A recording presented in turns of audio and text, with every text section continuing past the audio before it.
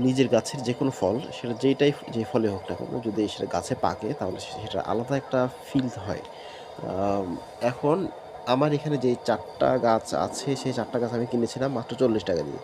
আর দেখেন এখন একেকটা পেঁপের দামই প্রায় ৳১৫০-৳২০০ কম হবে না। একেকটা পেঁপে এখানে ১.৫-২ কেজির কম তার চেয়ে বেশি হবে যেমন এই পেঁপেটা। তো বন্ধুরা পেঁপের গাছ লাগানো তেমন জটিল কোনো বিষয় না। খুবই সহজে উঠে।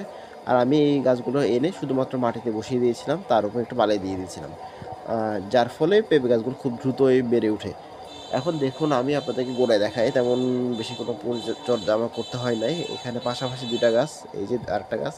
এই ২ টা গাছের থেকে আমি প্রায় কম করে হলেও ৪০ টার উপরে পেঁপে খেয়েছি।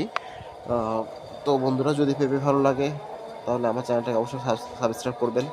আর লাইক ও শেয়ার করে সকলে দেখার সুযোগ করে দিবেন। ধন্যবাদ।